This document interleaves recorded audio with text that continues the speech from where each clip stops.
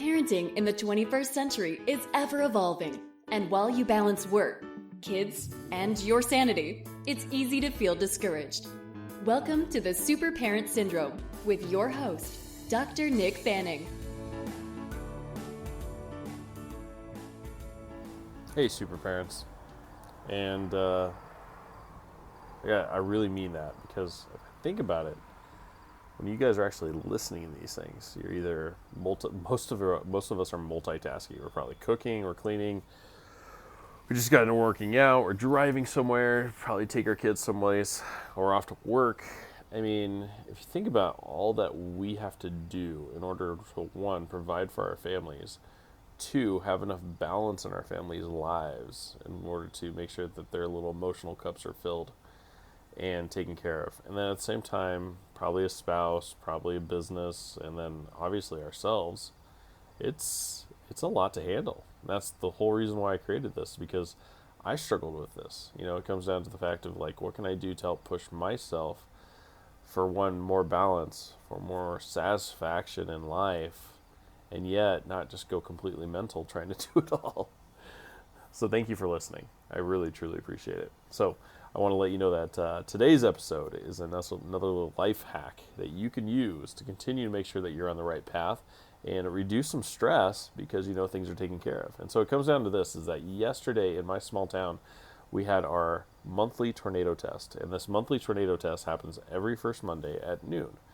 And what happens is that the city checks its tornado sirens, or basically the emergency response system, and it goes through a series of tests of making sure that everything's working well, everything's fully powered up, and that if they need to fix things, they can do it at that time, versus waiting until an emergency happens and finding out that, oh no, there's a problem with the system after all.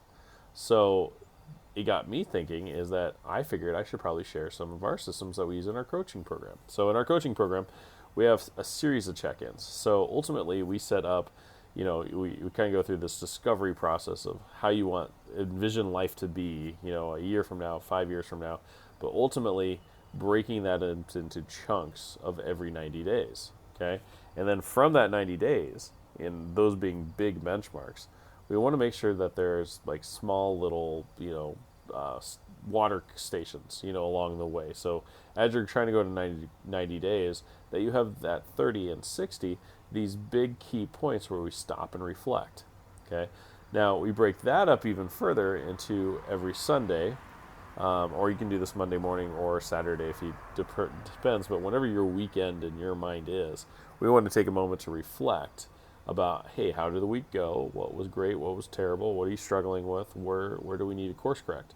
And ultimately, going 30 days is something even bigger. You have a bigger check mark. How did things go this month? Are we closer or farther away? Do we need to change our exercise routine? Do we need to change how we're meditating? Whatever it might be, you set these up. And so that's what I mean for you, is that you should have your own monthly check-in. You should have your own testing, basically, to make sure that things are working properly. And I recommend, even as a doctor, some of the following for your body. One, a breast self-exam, ladies. It's one of those things like once a month you should be checking in the shower or on your bed, things like that. Guys, testicular self-exam. Those are super important. But then after that, what else can you test? To keep it short and sweet, I'd recommend, one, just weighing yourself, no matter what, even if you're like not concerned with your weight, which is, that's fine. You should be checking it to make sure you're not rapidly gaining weight or losing weight, because that can mean some health issues. But otherwise, just once a month, check your weight. Also, your blood pressure. Once a month, check your blood pressure. I would also do range of motion for your body, so neck, low back, shoulders, elbows, wrists. Because if it starts having a problem all of a sudden, it's a good time then to take care of it. So much, less expensive, way faster to take care of issues at that point. You can figure out if it's a joint issue or if a muscle issue, whatever it might be, and make sure you take care of it then. And there's a whole host of things you could be checking month to month. Take a look at your relationships. What are some things that you could do to make sure that, hey, am I on task every month? And I can tell you this. You could literally think well, how many times did we have sex this month? How many times did we go on a date this month? Those things are good markers about what's going on. And you can think gosh, did we do any just one-on-one time? Well, okay, what am I going to do better this next month? And if you can do those things, you're going to have that much more powerful of a relationship. Now, carry that on to other relationships you have. Think about your business. Think about, of course, then even your spirituality. What are you going to do to check in once a month to make sure you're on task? And if you can do that, you're going to be on point, because instead of being off course by 1 degree or 2 degrees and ultimately ending way off of what you ultimately want in life or your vision, you're going to be staying on task. And, at first it may feel a little tedious at first, but I can tell you this: if you just set an alarm on your phone, 10-minute self-check-in, and you just do body.